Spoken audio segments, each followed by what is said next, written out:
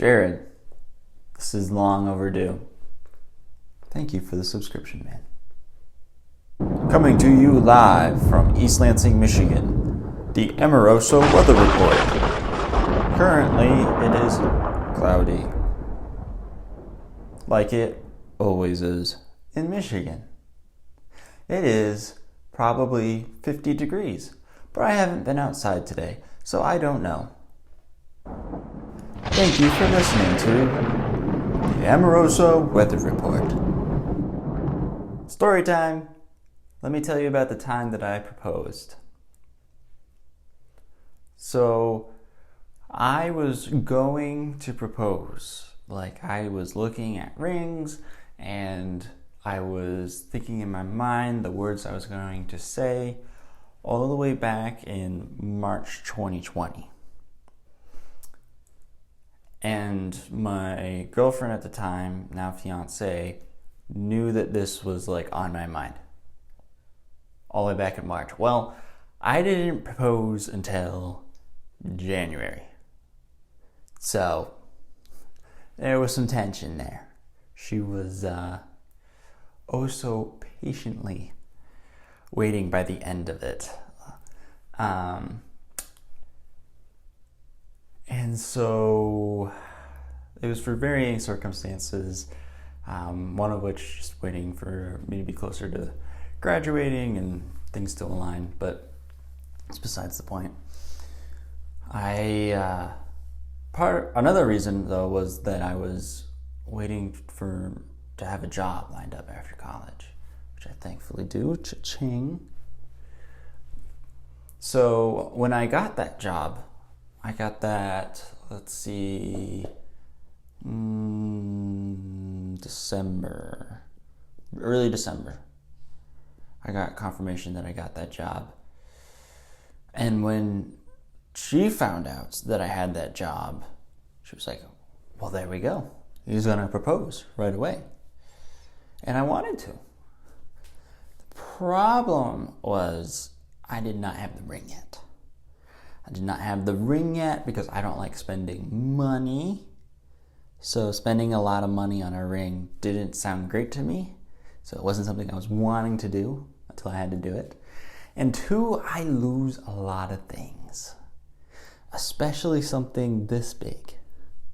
And honestly, I was a little worried that if I bought that ring, let's say June, and I didn't know when I was going to get my job, maybe I was going to get my job in March, I would have to keep track of that little thing from June to March. And on top of that, I was going to have to keep her from finding it. So I didn't deal with it. I was just I'm going to get the job, then I'm going to get the ring, and then I'm going to propose. And that's what I did. I got that job, and 1 to 2 days later, I went into a ring store. And I talked to them about the ring and picked one out from their kind of online catalog thing. But it was something a little bit custom about it. So it was kind of a combination of, you pick what elements you want. So it wasn't completely custom, but you pick the elements you want and then they make it. So it had to be made, which didn't take too long. It took about 2 weeks. But I got the job, so she was expecting a proposal. The ring takes 2 weeks to make, but I was then going on a vacation, right at that 2 week mark, to go to Maine for another couple weeks. And there wasn't any really occasion or anything. It wasn't going to work out for me to do something special in that strange range there. But she didn't know that I didn't have the ring. And so she was waiting, and I made the mistake of at one point telling her when she was getting really anxious about, are you going to propose to me? She knew that I was, but come on, let's do this. She, to calm her down, I was like, well, you know that I want to marry you. So, it won't be long once I get a job. Well, so that kind of set me up for failure because then she was expecting it right away once I got the job, and as I said before, with the ring being made and then going on a vacation, it was not right away. On top of that, before I left for Maine, there was a mass being offered, and I can't remember what feast day it was, but something to do with Mary. And so I asked Monica if she wanted to come to church, and out of honor for Our Lady, a lot of the students here at the university decided to dress up for Mass that night. So I texted her saying, do you want to go to Mass with me and dress up? Which, looking back, I can see the confusion. But what should have clicked is when she came over, the rest of us were dressed up too. It wasn't just her and I, but it's fine. So actually, before the Mass, a friend of ours was hosting a dinner. So on top of that, we were going out to a dinner. And then we were going out to a dinner with a bunch of us dressed up, a bunch of friends, my girlfriend and I. And then, obviously, I didn't propose at dinner because I wasn't going to propose at all that day. And then we went to Mass and had a beautiful Mass. But I guess I can see how this was confusing. I don't know, I wanted to just spend some more quiet time with the Lord. And so Monica and I sat away from everybody during Mass, just the two of us. And then after Mass, I went to the tabernacle to pray by myself, and then I came out of the tabernacle, and then I walked up to Monica and I said, you ready to go? And she looked at me and she was like, anything else you want to do? It's like, nope, I'm ready to go. She's like, oh, okay. Yeah, it's fine. So I broke her heart then, but it's okay. So then we move on, and then I have to go to Maine, and I'm gone in Maine for a couple weeks, and then I come back. And then the other thing is well, I was like, all right, I'm going to propose to her as my Christmas present to her. Well, before I left for Maine, she specifically said to me, don't propose to me on Christmas. That's Jesus' birthday. I was like, all right, they can leave that for the Lord. But then I'm not very good sometimes at hiding things from her, which is a good thing. So when she said that, I was like, oh, yeah, totally wasn't going to propose. I did better than that, but she could totally tell that I was going to propose on Christmas. So then I had to come up with another plan. And so I was like, my birthday is January 3rd. And so I was like, we'll go, as an excuse, I'll say, oh, let's do this for my birthday. So for my birthday, I was telling her, let's go to the town that I'm going to be working at, and I can show you the building that I'm going to be working at, I can show you the town, and then it's towards Lake Michigan, so then we can go see Lake Michigan. It'll be pretty, and let's just do this for my birthday. It'd be a nice thing to do on my birthday. Well, she totally saw right through it. And she said to me after I said that, she said, Anthony, you never plan anything, unless it's like the day of or max like 2 days out. And you're asking me if I want to go on this trip that you've already thought about, and it's not for another week and a half. I was like, yeah. I just, am really excited for my birthday. She saw right through it. So, I did my best. I guess it's a good thing that we can read each other and can't hide things from each other. But, I guess I was hoping for the best. I was overly optimistic and thought, maybe she doesn't. I just kept pressing. It's, I'm really excited about my birthday. So I thought that she, maybe there was a chance that she got over that and thought that it really was just my birthday.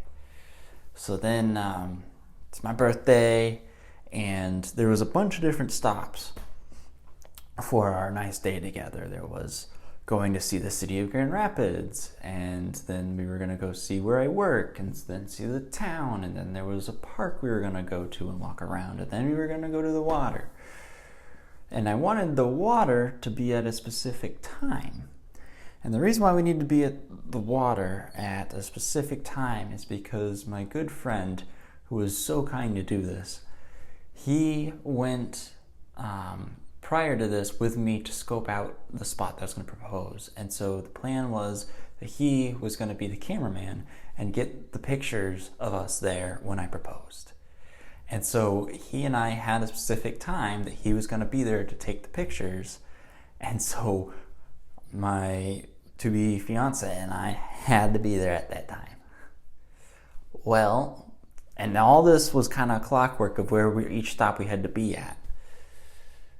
Well, we go to leave on my birthday, and she shows up a half hour late. Well, not that shows up, but by the time she needed to get gas and air in her tires and stuff. So by the time we got on the road, we were already a half hour behind schedule. And then we have a nice day. We go to these spots, but she can tell I'm rushing. And she's like, "What? Why are you rushing? Let's stay here longer. Oh, let's do this. Let's do that. Why do we have to leave now?" And I'm like, "Well, we want to get to the water for sunset. I'd really like to see the sunset."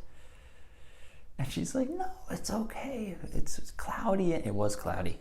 So we don't need to get there at that time for sunset because it's going to be cloudy anyways. So let's just take our time. And I'm like, "No, we need to get there for sunset." Yeah. So there's that going on, and we go to our different stops.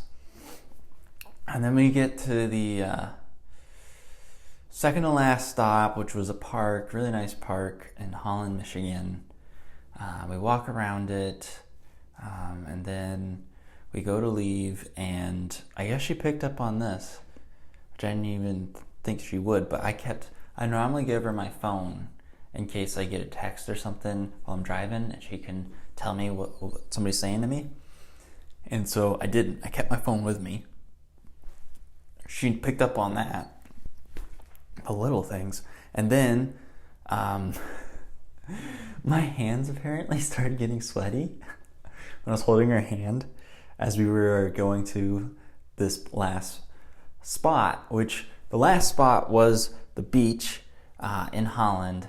And it's a beautiful place, Tunnel Park, where there's a big sand dune, and then there's actually a built-in tunnel that goes through the sand dune that you walk through to go, and then there's just boom, you get through the tunnel, and there's this giant panoramic view of Lake Michigan, and it's gorgeous. It was perfect. It was a perfect spot, except when my buddy and I went there the week before to pick out the spot. It was an absolutely gorgeous sunset. It was one of the best sunsets I've ever seen. Of course, when my now fiance and I go, it's dreary and it's cloudy and horrible, whatever. It wasn't horrible. It was still a really wonderful moment, but it was not the sunset that I was planning. So my hands get sweaty as we're getting closer to it. I'm not giving her my phone, but then I still in my head haven't put it fully together that she knows exactly what's happening. I'm still hoping against the odds that I'm going to surprise her. I didn't. So then we get out of the car and we start walking over there, and there's a specific tunnel where my buddy, he was going to be on the other side of the tunnel to take the picture, and it was in that spot. Well, you can't see the tunnel directly from the parking lot, and so we get out of the car, and she's like, "Let's go up on that dune." And I'm like, "No, let's not. Let's go over here." And she's like, "But you can't see it." She's like, "There's nothing over there. The trail clearly goes up to this dune." And I'm like, No, it doesn't. It definitely goes over there. And she's like, there's nothing over there. I'm like, yes, there is. We're going over there. So we do go over there. She follows my lead.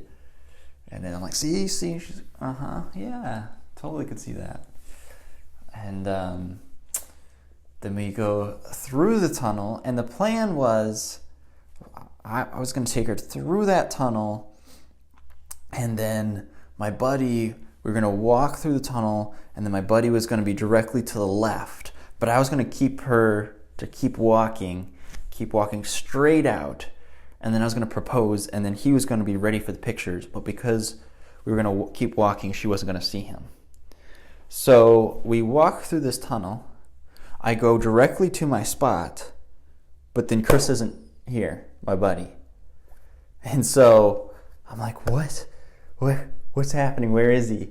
And so he had made the decision, because he had gotten there early, and it's a good thing he did, that location wasn't going to work. So he had actually gotten behind where you walk out and gotten on top of the sand dune looking down.